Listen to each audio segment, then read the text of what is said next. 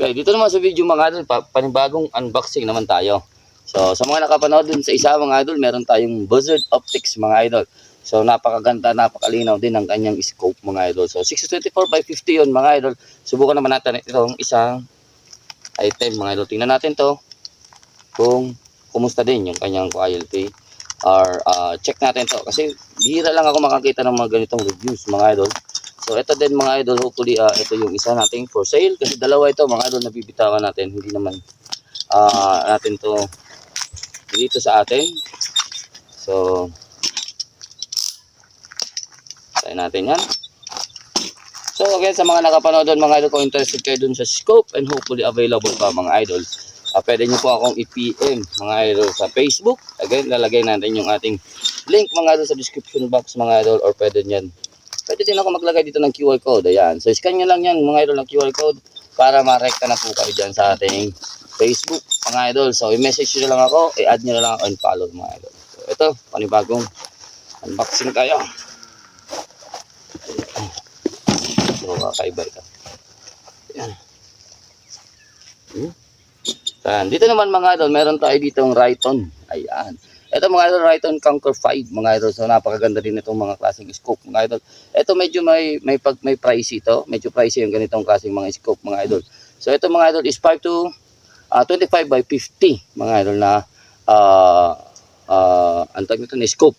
So ito mga idol is naka MOA din siya mga idol para sa magagandang dial na mga idol na gusto natin. So ayan. So tingnan natin yung quality ng scope.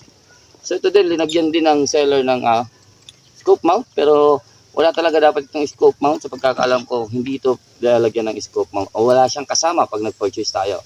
So dito sa atin mga idol, pag purchase natin, binigyan naman tayo ng scope mount. So ayan, napakaganda, mayroong design yung kanyang box mga idol. So napakalupit ng box niya.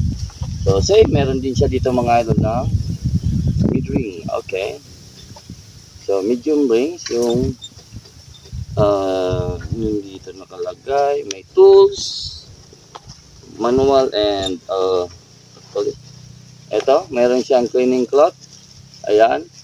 So yung manual niya mga idol parang warranty. Hindi. Parang lang. Hindi siya manual mga idol. So ito yung kanyang hindi ko alam kung asan yung iba. So ito lang yung kasama niya mga idol sa package niya mga idol. Yan. So may greetings card, something ganyan. Yan. So scope na. Sa pagkakalam ko talaga mga idol, wala po itong kasamang scope rings. Yan. Balikan natin to. So ito naman mga idol, for sale po ito mga idol. So kung interested ka, pwede nyo ako i-PM mga idol para bitawan natin to mga idol. So ito, ang ganda.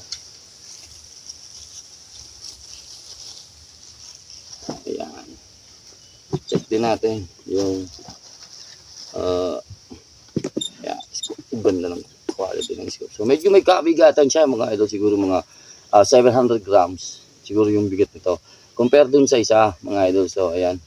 So napakaganda ng kanyang turrets. So iba din ang tunog dito mga idol, pero napakaganda ng pinong-pino yung kanyang turrets na napakalaki din mga idol. Malaki siya pero mababa. So low profile lang siya pero malaki. So ilan? 25 MOA yung per revolution niya mga idol. So parang napakasolid na ng ikot na yun mga idol para sa ganito. So siguro naman aabot ka na ng 150 pero hindi mo pa ito nauubos na ikot na revolution dito sa turrets niya. So yan, napaganda. Yan. So medyo hindi ito ganun kalakas yung tunog niya mga idol, pero napaka-smooth din. And feel na feel mo mga idol yung kanyang knob pag nag-click ka. Pero may tunog naman siya, hindi lang ganun kalakasan mga idol yung kanyang tunog. Parang smooth na smooth lang. Yan. Yun. Tapos tingnan natin yung magnification niya. Ayan. Saktong-sakto lang yung magnification niya. Ayan. So hindi matigas, hindi rin siya malambot. Saktong-sakto. Yung hindi lang mawawala sa kung saan mo iniwan yung magnification niya. May nakita ako dito parang magandang design. Ayan. So ito 5 to 25x50 mga idol. FFP din ito mga idol. Try natin tingnan kung paano to magalaw na. Ayan, napaka-solid din ng kanyang, yung adjustment niya sa ocular tube mga idol, napaka-solid. Medyo may pagka-tigas siya pero hindi naman, saktong-sakto lang mga idol. Okay lang, sakto lang. Then, ito yung isang kinagandahan dito mga idol. Dito sa kanyang parallax mga idol, 10 to infinity. Pero wala po siya mga idol digit. Walang number dito. Wala kang makita 10, 20, 30, 40, ganyan. So, yung parang sign lang or yung diskarte niya dito is parang volume sign. Yung nakalagay dyan, no? Kung nakikita nyo sa mga radyo o TV o ano, basta yung parang palaki lang ng palaki yung ano niya. So, napakaganda kasi hindi mo naman, kasi yung karamihan na may indicator, hindi naman sakto yung parallax nila. So, ilalagay dyan 50. Pag linagay mo sa 50, hindi naman maganda yung 50 niya na ano, na indicator mga idol. So, yan, napaka-solid din ito. So, alam ko ito, zero stop ito. Mga idol. So, ito may zero stop. Yun din, na buzzard, may zero stop din yan. So, ito napakaganda. Silipin natin yung kanyang ganda ng masarap. Ay, puto pang dino.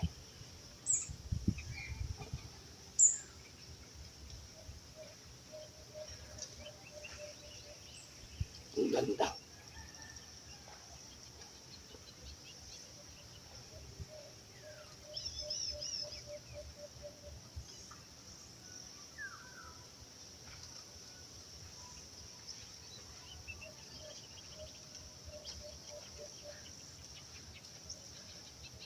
So, ang ganda niya mga idol. Kahit isagad mo yung magnification niya, hindi siya nagkaroon ng fog color mga idol. So, ang linaw pa rin niya.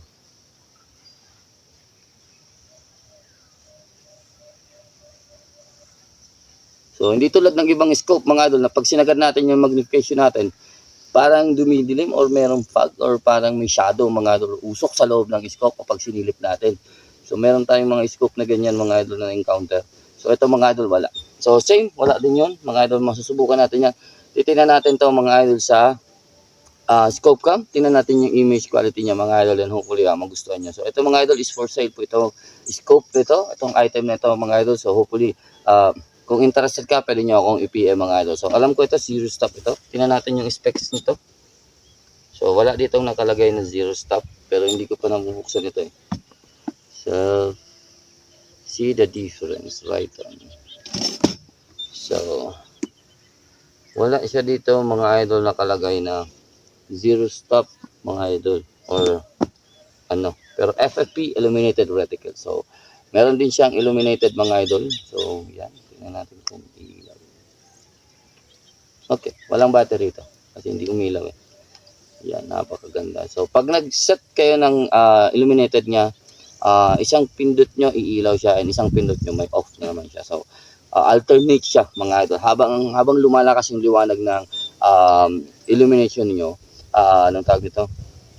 Nag-on off naman siya pag just in case na mas madali mo siyang may off mga idol. So, isang click mo lang, off na yan. So, once na may ilaw yan, pag once na nag-click ka, so off na yan. So, hindi mo na kailangan alamin kung asan yung off niya mga idol o paikot-ikuti kasi meron akong nakita ng ganong klaseng scope na kailangan mo mga idol iikot-ikot pa para mahanap mo lang yung off niya or parang yung dulo ng kanyang napakaganda mga idol. Napakagarating. Napakasolid. Napakasolid. Sarap nito mga idol pag hunting or long range yung putukan natin dito. Itong pinakamaganda para sa akin mga idol. Medyo chubby lang yung kanyang reticle kasi FFP niya. So, hindi tayo makakakita talaga ng manifest na reticle mga idol once na FFP yun. Tapos nakasagad ka sa magnification mga idol. Subukan natin yan mga idol sa scope cam kung tama ba o parehas tayo mga idol.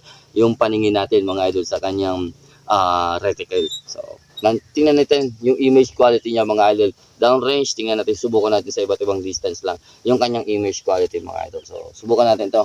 Kabit lang natin kahit isang scope mount lang niya mga idol para hindi tayo magalaw sa ating unit mga idol.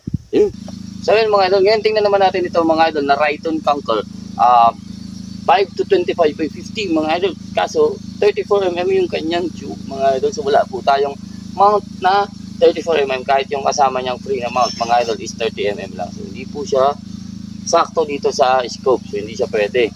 So ngayon tingnan lang natin itong image quality niya. So, hanap tayo ng magandang target and pwede natin ma-focus itong unit. So, again, ayan. So, ito mga idol is 90 yards. Ayan, try natin. So, napakaganda din. Ay, sumasabay. Sila ko lang ito.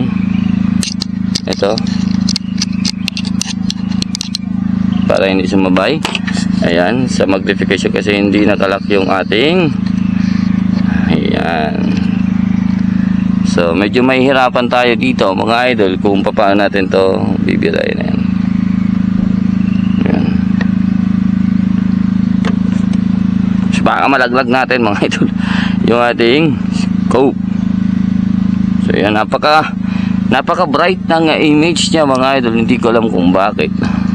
Sabi ko kung alisin dyan muna, tingnan natin kung maglilipat. So yan, pagpasensyaan nyo na mga idol. So ito yung kanyang reticle mga idol. So kung nakikita natin, napakaganda din ang kanyang reticle. So Christmas tree reticle siya. Ayan, so yun natin i-focus. Ayan, so Christmas tree reticle siya mga idol. Meron din siya mga numbers. Ang kagandahan dito sa marunong magbasa niyan mga idol, mas madali po niya ma-hold o yung target o wind drift. Sa mga marunong magbasa niyan mga idol, madali niya yan makakuha. Tingnan natin yung image quality. Yan. So ayan. So ito mga idol is 90 yards. Try natin. Himat tayo ng iba. So medyo masyadong malakas lang yung brightness na pumapasok niya. So yung ilaw niya mga idol napakaganda kasi ayun, napakalinaw. Ayan mga idol, 200 yards. Ayan. Subukan natin i-zoom. Ayan. Ayan. So ito yung max zoom niya. Try natin. So yan yung pinakamalinaw niya na para sa akin dito sa aking camera. So sa screen. So dito naman mga idol ay maganda rin, napakalinaw din. Siguro may iba pa linaw ito sa mata ko. Try lang natin.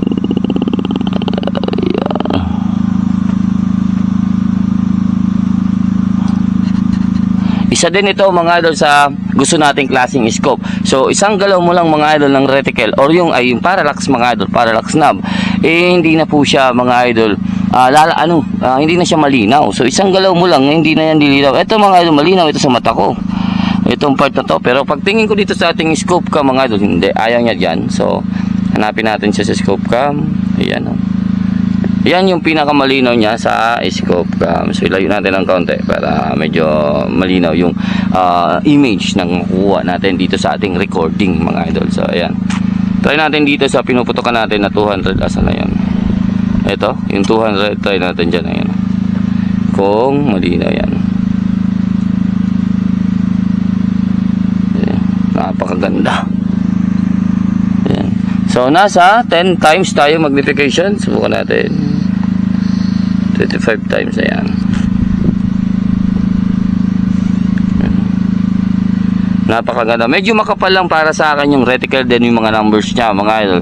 Pero okay lang naman yan mga idol as long as na hindi naman ganun kaliit yung inyong target. So ito mga idol para sa akin good for hunting ito.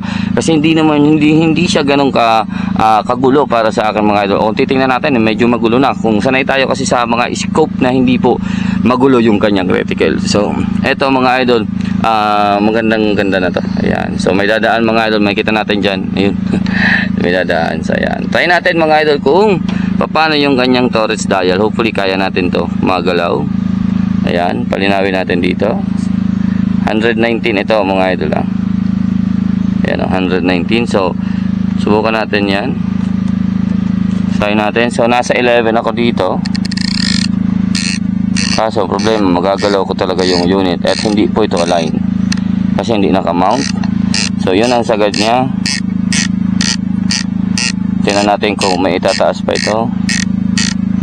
Ayan. So napakalawak din ang kanyang dials mga idol. So napakadami din ang kanyang dials mga idol sa up and down. Ayan. So ito yung left niya. So try natin yung right. Ayan.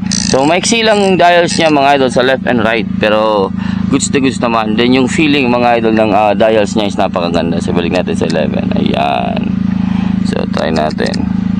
So subukan natin gumalaw ng 1 MOA So try natin yung 1 MOA dito. So lagay natin diyan, galaw ako ng isa. 1 2 3 4. Ayan. So ganyan po yung movement niya mga idol sa 100 yards. Actually 119 yards na ito mga idol. So ito din mga idol, naka MOA din ito mga idol na click. So pwede natin ito mga idol sa long range or pwede natin ilaro mga idol. So pwede natin siya ilaro as long as na ganito yung mga reticle natin or yung dials natin is MOA. So napakaganda, napakapino niya mga idol. So ganitong magnification lang, nasa magnification times 10 times tayo is napakasulit na mga idol sa 119 yards yan mga idol. So napakaganda na. So ayan, subukan naman natin kung may makikita tayo dito, kaso baka malaglag yung aking scope pag halimbawa man ito sana asa na yan. Hanapin natin dito kung may makukuha akong ayan o. So eto mga idol, 367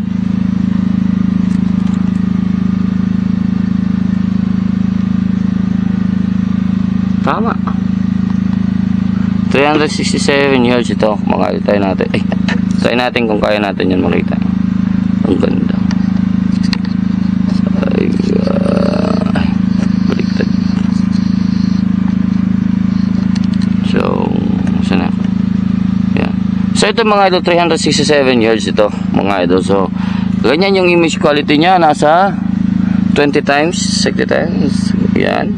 Yan yung sa ganyan 25 times magnification. So sa 300 plus mga idol, kaya pa natin dyan makasilip mga idol o makakita ng kung anong gusto natin tingnan dyan mga idol. So gusto na gusto rin to sa LR mga idol. So napakaganda niya mga idol. So napakalinaw din yan mga idol. Ayun, ang linaw niyan. Dito siya sa gilid, parang hindi ito 360, parang mas malayo pa rin talaga. 407 yan mga idol eh.